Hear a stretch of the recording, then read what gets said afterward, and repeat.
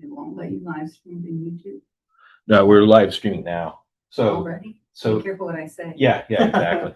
So, Oh, yeah, that won't be- we always live stream to YouTube so the public can watch, since this is technically a trustees committee meeting. But since it's on YouTube, it reduces or eliminates the idea that someone busts in on your meeting, you know. Mhm. So So you've already started? apparently so. It says meeting is now streaming live on YouTube. We got Carol's already here. That's awesome. Good morning, good afternoon. Hey, Good afternoon, Carol. I did have my camera up, but for some reason, I think when you all opened the meeting, it decided not to work. But I'm here. Okay. Now we recognize that we've noticed that a computer setup. Oh, there you go. Computer setup that works just fine for one meeting. You go to another meeting 5 hours later, it's a different story. So there you go. That's fine. Thanks. All right, cool.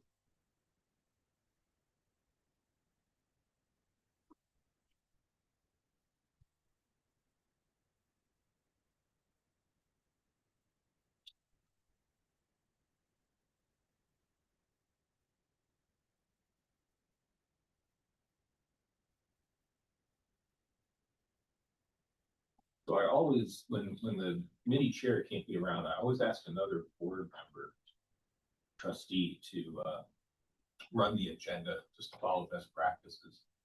But we'll see who shows up.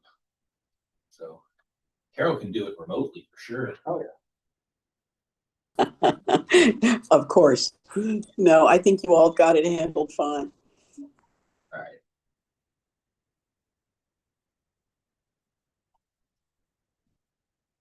Does anyone know the date for Fall Foliage Fest?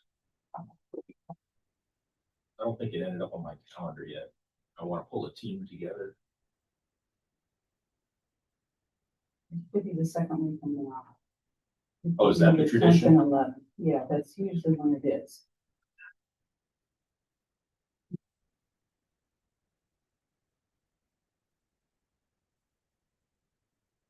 Hey, Dick. Oh, everybody, all done. All right. Hey, good. Okay, it's now on my calendar. How's the summer been treating you? Pardon? How has the summer been treating Oh, you? really good. I had just a spectacular week last week. I left Saturday before last, took my daughter up to Chincoteague, Virginia, and spent the week up there for all the pony swim activities. Took her fishing one day, and she got a good kick out of that. And then we went and watched the pony parade after they swam, and went to the corrals to see them after they'd been herded up. And then on Friday, I had chartered a boat to go out to sit out in the channel while the ponies swam back. So they were actually out in the water. Yeah. Yeah, I've never seen the swim. Never seen that phenomenon. It's fun. Yeah. It's fun. You have to plan a year in advance to do it. It's a smart thing. I mean, I did it like 4 months ago, but if you really want to get hotel, at prime places, Yeah. a year in advance is way to go. Well, I have to admit that back in 92 and 93, I spent 16 weeks each summer at Chincoteague as an intern. And during the pony running, you know, all the permanent employees, like it's a circus. I wouldn't recommend you go anywhere near it. So I took that to heart. We went to the grocery store, you know, in advance, you know, filled up the groceries and then just laid low, you know. Yeah. And I probably had to work anyway. I was low man on the totem pole, so I worked Saturdays and Sundays. Right. But it wasn't public work. They stuck me out the back of the sand dunes and unoccupied places to do my work.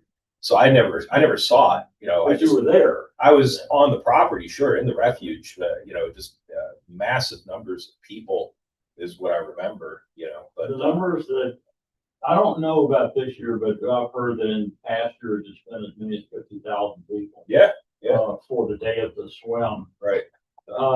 This year, crowds apparently were down. And I've been wondering if it wasn't just the price of fuel and general, cost of things. Yeah. But, pony swim day, we got up at 3:30 and we were down where they parade by 4:15. And, so we got a prime spot. Very nice. Did you ever get a chance to look at that email I sent you about the electrical I was wondering about 3 that. weeks ago? Well, see, I was traveling and I know, I got your automatic reply. yeah, so I have to admit that I likely missed that. I'm pretty sure it was on the 10th, and if it somehow hit your spam box, I'll send it to you again.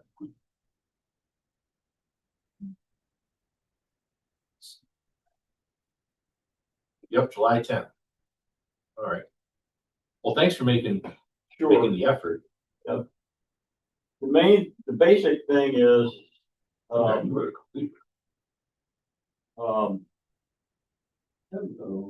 you need to, someone needs to contact them. They have a primary number that, like everything right now, is the electronic wall.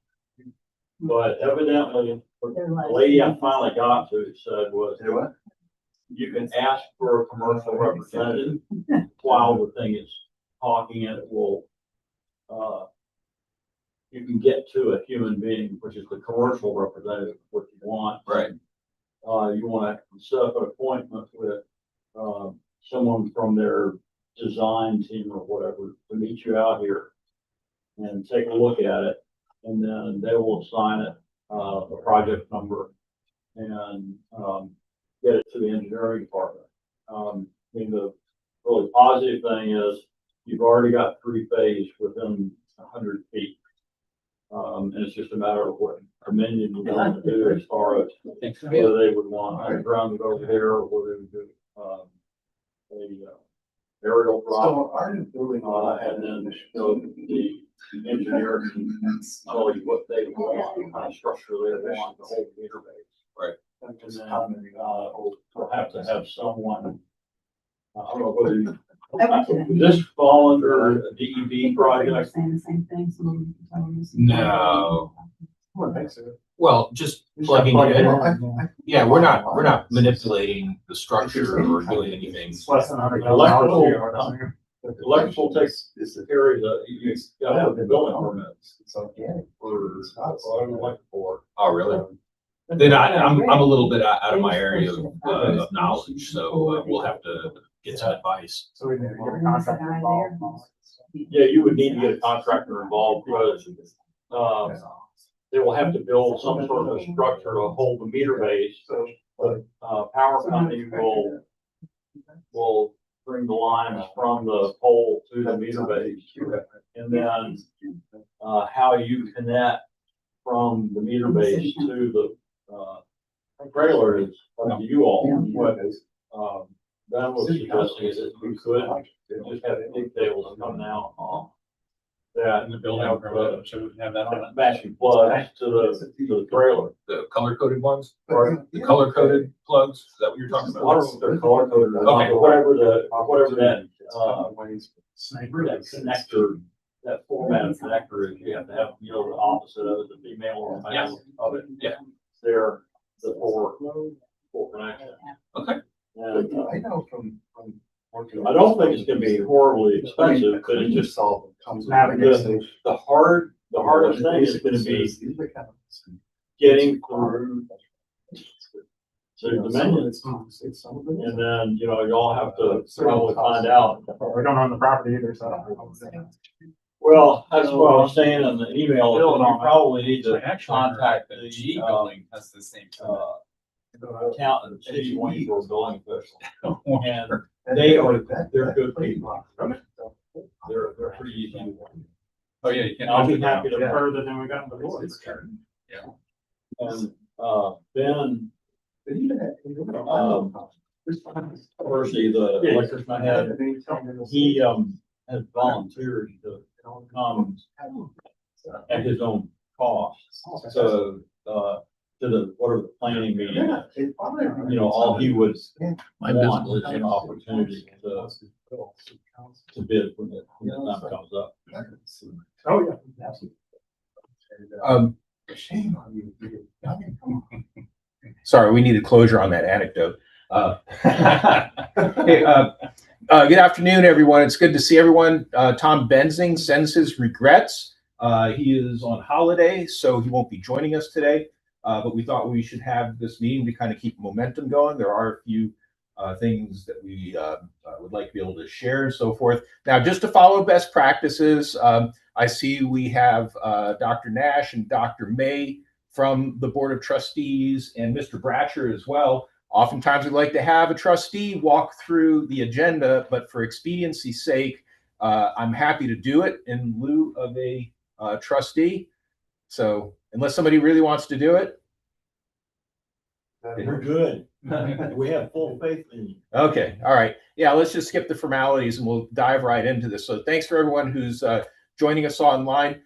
John, Joe Kuiper here, Director of Virginia Museum of Natural History. John, in the lower left-hand corner, as we see it, is one of our newest trustees. Christine was at our last meeting and had a chance to introduce him, though it was remote and so forth. I also notice we have Dr. Steve Powers from Roanoke College with us and Ryan from the staff. So it's good to see everyone. John, can you take a minute and introduce yourself to the group as new to the Waynesboro Advocacy Committee and new to the Board of Trustees? Absolutely. Good afternoon, everybody. John Almerode. I live in Waynesboro, over by Home Depot. For those of you that are sitting in the room, that's a clear reference point. My kids go to Waynesboro City Schools. I'm on faculty at James Madison University in the College of Education, starting my 16th year. All right. John, well, welcome. We look forward to getting to know you better. Christine and John, we of course have trustee orientation right here in this room a week from today. So we look forward to seeing you then. But we'll go ahead and kind of jump into business. I can't do anything official with the meetings, but for the trustees on the committee, we do have a set of minutes from the July 7th meeting. Would anyone like to make a motion to approve the minutes from July 7th? I'll make that motion. Are you allowed to as a non-trustee? I think so. I think as a member of the Committee, yeah, you're a committee member, so you I count, get a Len. vote. Right, okay, just want to make sure. Hey, I'm Otherwise, not, I'm gonna start. hey, I'm not a trustee, I'm a substitute, all right? So, I second the motion. okay, so we have Carol and Len making motions to approve the minutes from the committee. All in favor, say aye. Aye. Anybody opposed? All right, we'll make note of that. Okay, thank you. All right, so we'll jump right in to community connections. Jonathan, as CFO, do you want to walk us through what the state is doing with budget? Sure. We're back to that exciting phase where everything is new and fresh and shiny. So we've working with our Department of Planning and Budgets analysts and their staff. We've already gotten our requests in. So right around $34 million requested through the Department of Planning and Budgets. Things are going right in line. We've submitted our cost review. So we did a cost review study at the end of our detailed planning phase. So we have cost review, cost estimations, value engineering, all been submitted through the Department of Planning and Budget. The next step for them, they get with Department of General Services and compare notes on budgetary items, inflationary items, and then they walk it through to the Secretary's office and then the Governor's office, of course. So we're in that bright, shiny, and new phase. So the new request has gone in to move us into that capital construction pool.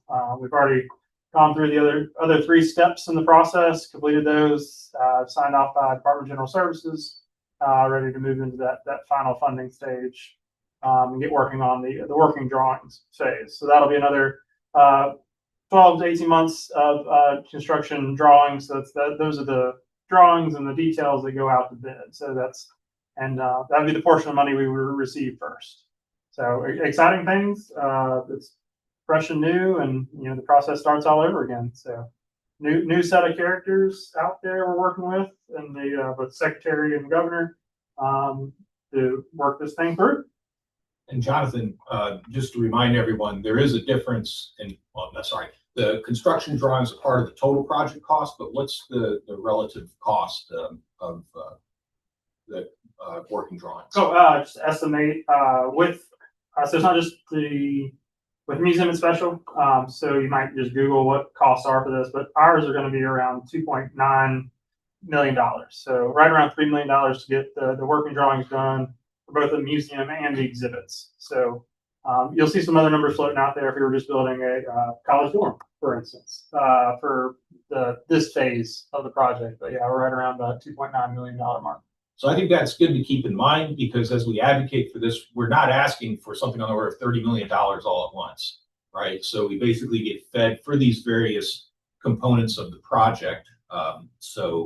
That's just a detail that I personally think is important, but that we often don't hear discussed. So does anybody have any questions or points of discussion for Jonathan? I do, but now they were talking blueprints. Yes. Are you getting any indication from the staff in Richmond about expectations? Either way, positive or negative, are they saying, hey, things are kind of tough right now, so don't be, No, not, nothing like that? nope, not from not from people we're working with. They are very detail oriented. They want the information. They want that, the approved cost, review that was done. They want the approved, value engineering study. They're treating it as if the project's getting approved and moving forward. So they treat it as if it's 100% go until they're told it's not. So do we ask for 29 million, or do we ask for 30 whatever million, of which 2.9 is part of it? So you ask for the entire bit, and then when we get the funds allocated, the Department of General Services, the Department of Engineering and Building, which is part of the Department of General Services, allocates those funds as the process moves forward. They tranche it, right? I think it's important to remind, even legislators, right? Legislators can't be held to know everything that's in, all the construction policies and so forth. I think it's completely fair to remind people that to move to another step and make progress in this project, we're asking for something short of $3 million. So that is important, because I've been pushing in the trailer. I give everybody that sheet of paper, ask them to send the QR code and send a note to the secretary. Everybody I've presented to say, oh yeah, I'll do that. Whether they do it or not, we don't know. It'd be kind of interesting to find out if you're getting any indication from their office that they're getting. It sounds like they should be getting every weekend 50 to 60 of these little push things. I'll be sure to ask. We do now have set up, we had our very first one last week. I think it was a touch base with Dr. Maxwell, the senior advisor to the secretary. And she's kind of our first point of contact. And so that is something I can bring up at our next touch base. What we've been telling them is send a note to the secretary asking them to approve the project now. Maybe we'll amend that to say approve the working drawing funding so we can, get the drawings. Let us circulate amongst the committee some language, just so that it's clear to people. All right. So it is a $30-something million total project, soup to nuts, but to move to the next phase of work is quite a bit less than that. Yeah. Okay. Well, that's the other thing is it's enlightening to everybody I've talked to, especially the ones that kind of think that the project's been canceled, to indicate, well, it's just been a progressive thing. And the last, approval was the drawings, which they weren't gonna approve construction until they had value engineering and drawings. So that happened in the fall. Yeah, don't forget, we made the request in the past to move to the capital construction pool because Richmond said you should go ahead and ask, right? Mhm. You don't have everything done, but there's no harm, no foul in asking. So that's why we did that. But you're right, that last go around for this current budget, that was the first time we asked with all of the details completed. Yeah.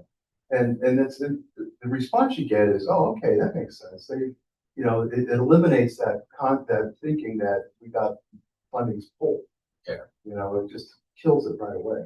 I'd like also to think that people would imagine that we as a responsible agency, if we were told by whatever governing authority that no, the state is not moving forward with this project, that we would alert the community. Yeah. Right, in no unclear terms. Yeah, well, the problem is you've got a media outlet that repeatedly headlines any story about this museum as, once again, didn't get their funding, or funding, you know, I don't know, it was a pretty prerogative. I know. Yeah. I know what you're And I had to, and Facebook, I actually went and replied and said, no, that's not an accurate statement. And I listed the details. But there's a past city manager that I know personally, ran into him in Charlottesville a week ago. And he goes, well, I heard that was canceled. And he's a guy that knows what he's talking about, although he doesn't stay in touch with what's going on, but I had to. Yeah. Yeah, so, you know, I've got about 30 some years of experience with it, and this is not unusual. Yeah, for, you know, because it depends upon, you know, the coffers and how much free money is available for the Commonwealth of Virginia, and where all the revenues are, and then what the priorities are politically, and also who is the squeaky wheel. Sometimes it's who makes the best cookies and can get them in the hands of the The proper hands. Yeah. Well, Steve Landis also said, when we originally, you know, one of the first things that we got approved was the, Pre-planning. it was before the museum. It was actually the fish hatchery thing, or no, it was the moving state, natural resource agencies and looking at Waynesboro first. He said, it's an unfunded thing. We're going to get it approved, even though it really doesn't have, it's not a statute thing, but getting it out there and documented in the whole negotiation or in the dialogue makes a difference when you go later on. So I think the advice was good. Yeah. You know, Yeah, that's what I'm saying. definitely. The other thing is that, you know, when you're talking with people, as far as this project has gone through the process, the probabilities of it ultimately not getting funded are really pretty low. Yeah. I don't know that I've ever seen a project, you know, get to this point and ultimately not get funded. Yeah. That's another important point. People are also very supportive. Everybody's waiting for this to come. Yep. So we've got a lot of good momentum. Okay, let's keep that going. Does anybody have anything else from online for Jonathan in terms of budget and where we stand? Okay.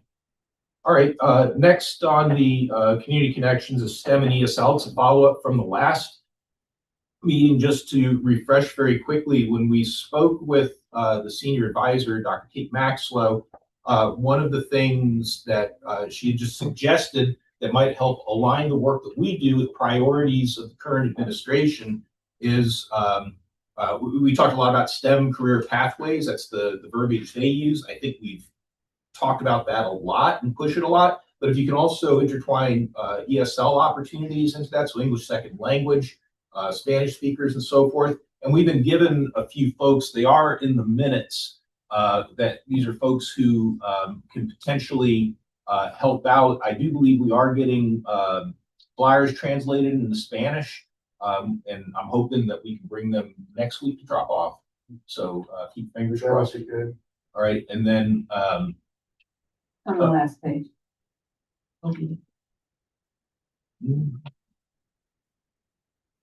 and yes, here they are. So we have folks including Rosemary Wagoner, which I think Rick Kane had brought up, Elsa Kaiser, the Embrace Organization, and Kim Gearhart with Klein's Dairy. These are people that could both help either with ESL goals, or in the case of, I think, Kim, she was suggested as a she would be a good community engaged person. yeah. So And I'm gonna engage her on our little. Okay. And actually, I'm remiss since I'm juggling here in bringing up one important point, since we're talking about Kim as a potential participant, and Yeah. I'm assuming WAC. Yeah, she's positive. Okay. She responded and said, yeah, let's do that. I've actually thought. Okay. Maybe she's not on the mailing list. That I don't know. The one thing I should have brought up at the very beginning, and I'm sorry that I didn't, but I did get an email from Maggie Van Huss. She basically said that she doesn't feel like she's contributing a lot to the committee and is deciding to step back. And we discussed it, and she can still be a very good ambassador for us in the community. So we now have that kind of hole, because Maggie's been with us for a good number of years now. 5. Yeah. So maybe Kim would. That would be a perfect, yeah, she could. What's great about, I think what's important about Kim is she's a downtown business person. Yeah. And she's been always very supportive of anything downtown.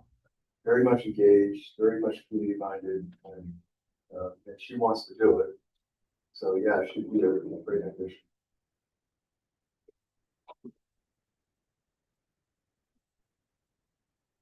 All right.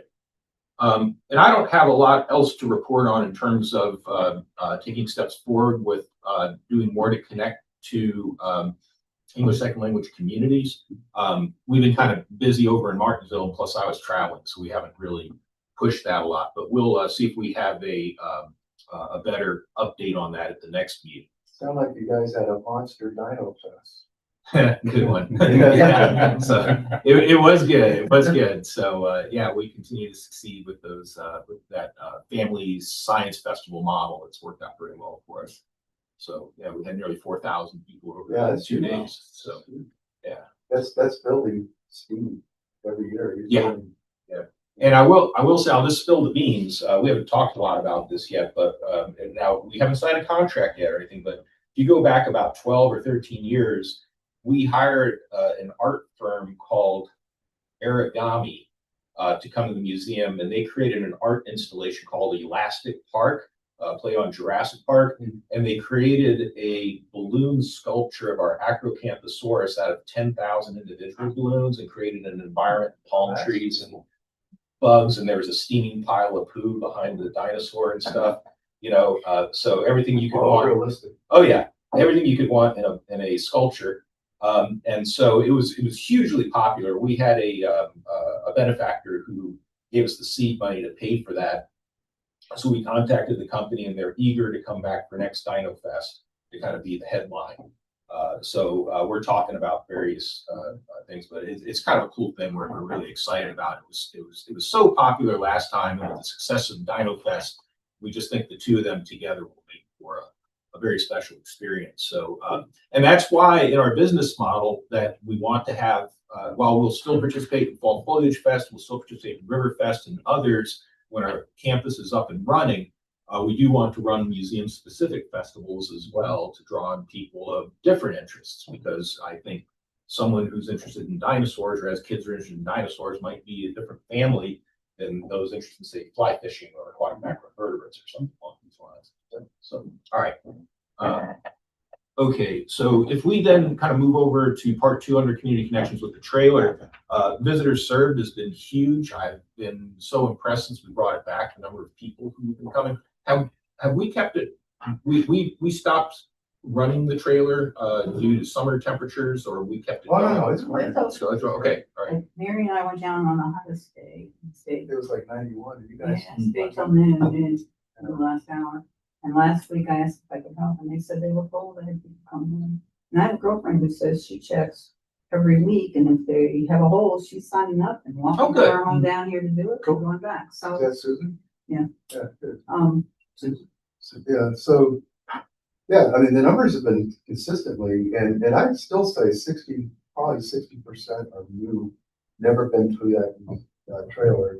And I always ask them where they're from.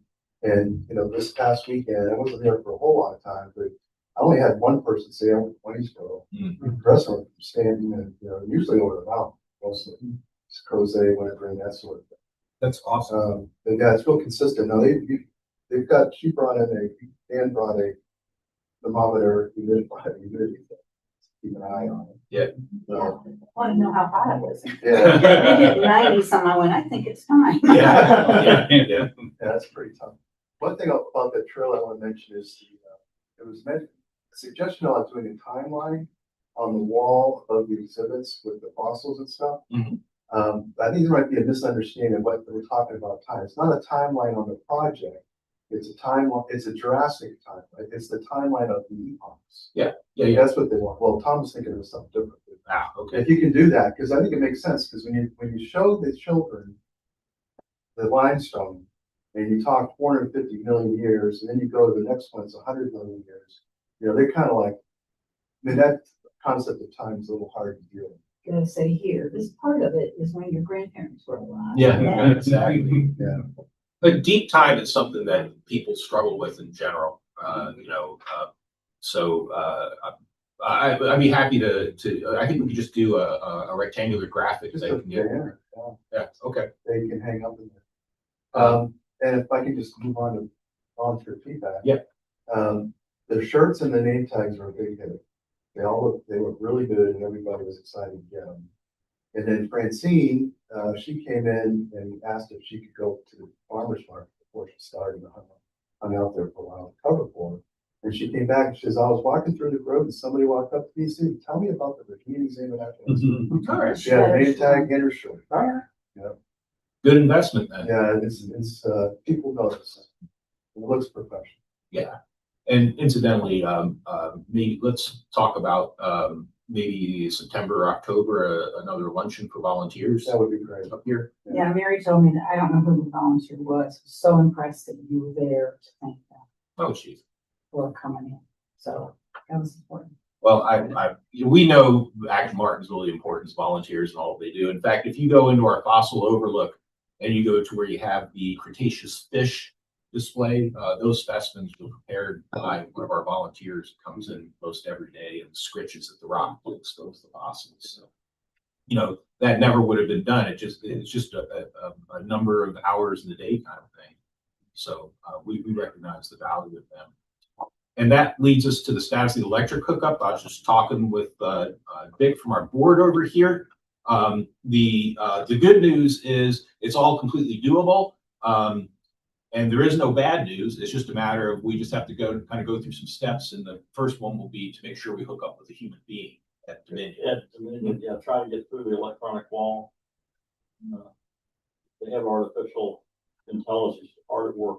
I'm sure. I'm sure. Hey, they got And someone, you know, unfortunately, as a trustee, you know, I can't represent the agency itself. So, you know, we're going to just need to get in touch with them and then we'll set up a profile and then set up a meeting, on-site meeting here with one of their representatives from the engineering department. And then things will become pretty clear exactly what the next actual steps will need to be.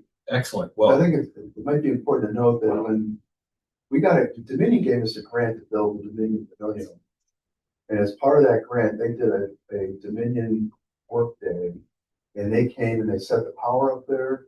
And it was all of one of those, you know, where they pay their employees to volunteer and Yeah. everything. And they paid for that structure. They spent the whole crew came and did it.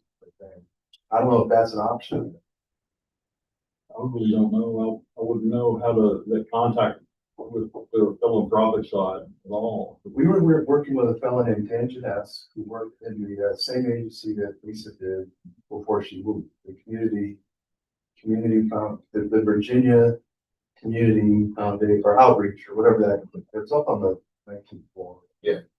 And he's the one that pretty much organized all of it. So it was a cash donation for the structure. We got some in-kind support for the lumber and that sort of stuff. And then they set up one work day and they brought power to it.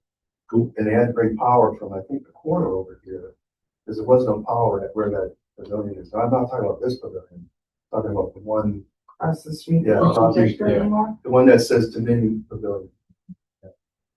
And that's like 220 volts. I think they brought the whole package. Just a little bit of an aside on this.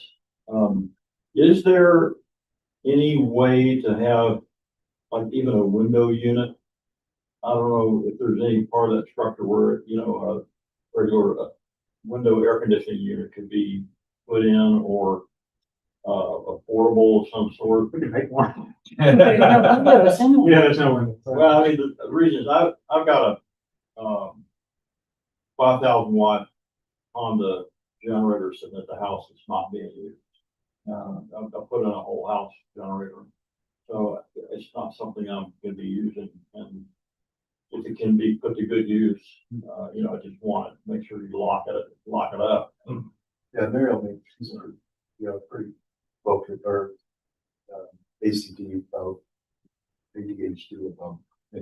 everything. I mean, it's not electric start, it's a Yeah. whirlpool, but Well, I know the portables, because we looked at them, are 1,700 something watts. And, I think you said that when you looked at them, they would only handle half of it. How much it would- I don't remember, but I remember being doubtful that it was gonna be very effective. But, a window unit, I would imagine, would have more oomph. The only thing that I can think of is either A, we utilize one of the doorways, which, I mean, if you're gonna run for a couple hours, several hundred people through, you wouldn't really wanna do, because you're gonna have traffic problems. But if you're talking for a few hours and you're talking somewhere between 50 and 100 people, I think we could either do that. You can use the workroom doorway, but that's so far removed. I don't know if that will reduce the efficacy. you have to do, to be effective, you probably need to be reasonably close to the center of the structure. Yeah, there is nothing in the That's the center. challenge. The other thing you could potentially look at is they do make units that are kind of standalone. And I don't know if there's any fit that. Like a split unit? No, not a- Well, yeah, I mean, it's not really a split unit, but it's Yeah, in-home, single in room. home Yeah. standalone, yeah, unit. We'll certainly look at that, but, Ann, you had something to contribute? I want the air conditioning, but when you close those doors, people think they're closed. When you have it open and there's a breeze, more people are likely to come up and walk up and come in.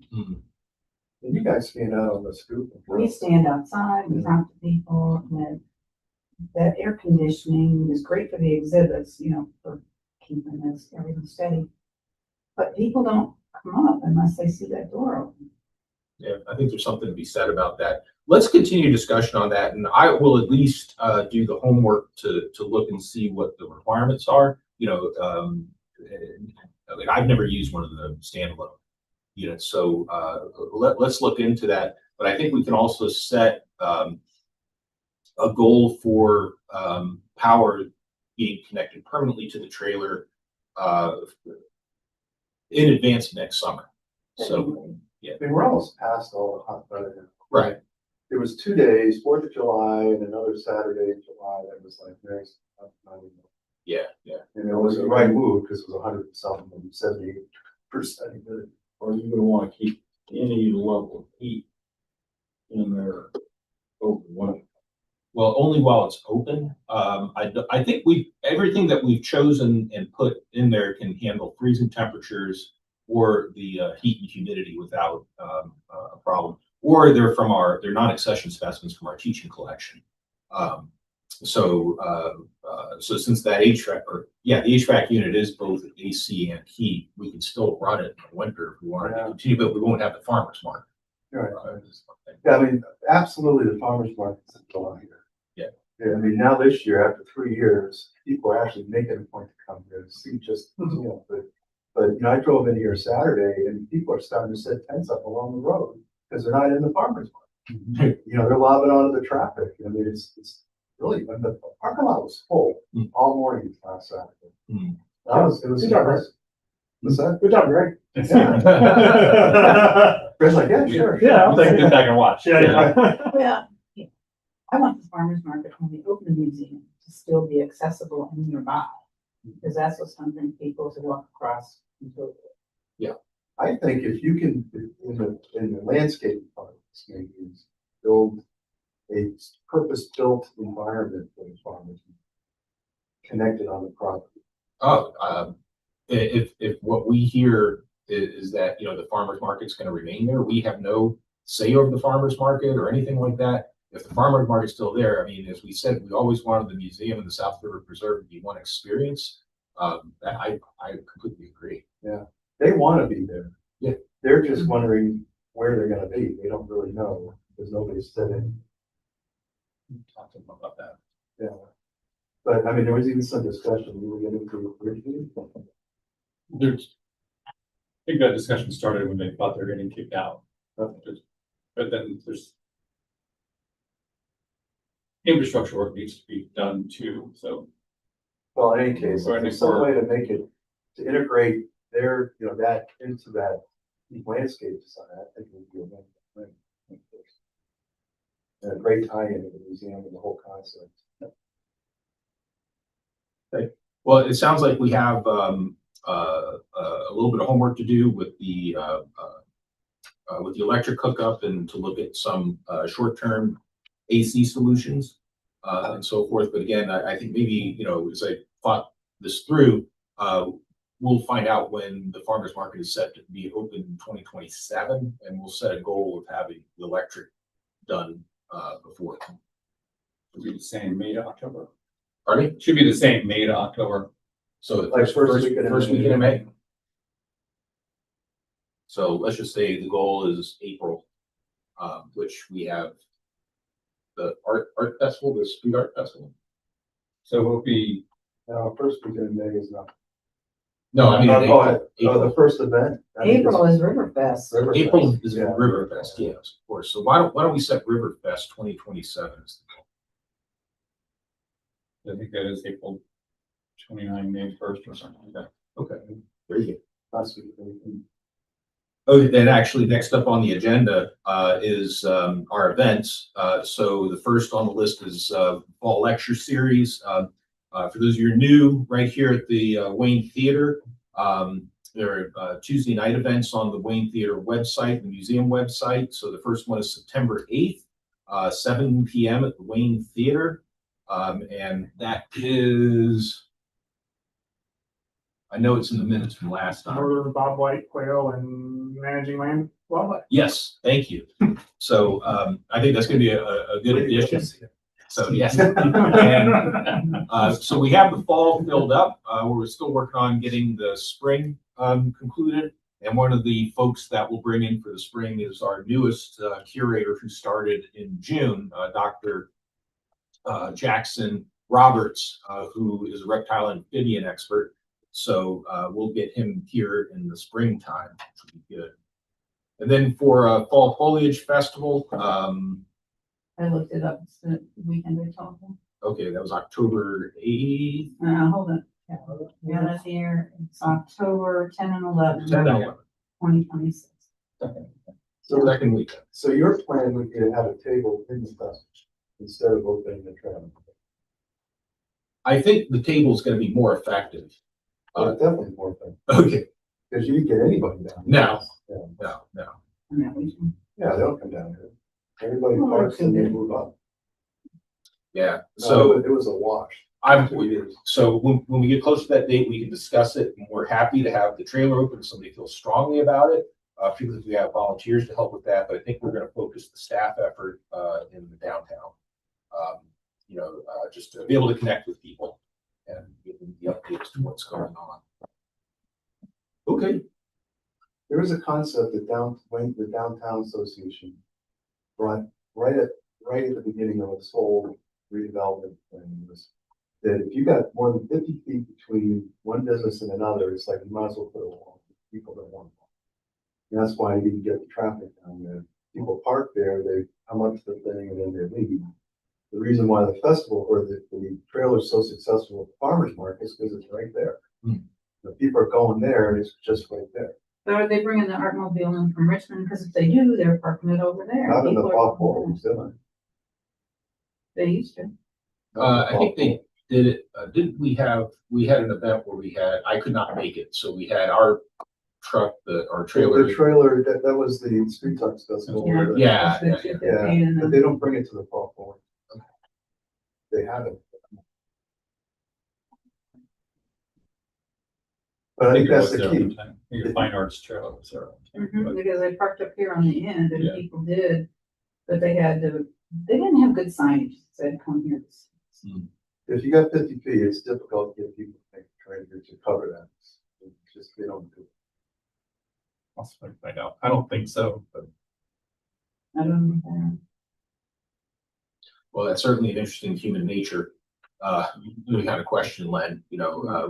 I've seen all kinds of patterns, including the idea like Martinsville is terrible for people. Like, I mean, if you shut off some street parking so people can park right in front of the store we're going to, they go to the mayor, right? Well, And the 20 years I was this downtown person, believe me, parking was the issue. yeah, Parking, always. And you know what's crazy? I used to park here every day, and my building was at the end of it. And I walked here, it was a great walk. But I'll tell you, and that was less steps than if you park in the backside of Walmart parking lot, walking them off. The itching you would hear and the complaints and all that stuff. and then- People down here? No, the people that they couldn't park on front of the stores, they had to park down here, they didn't want to. It was ridiculous. And then I visited many museums, including larger museums. And I remember when I visited the Perot Museum, the former Dallas Museum of Natural History, you had to park in a lot and then you had to walk several hundred yards, including going underneath a freeway.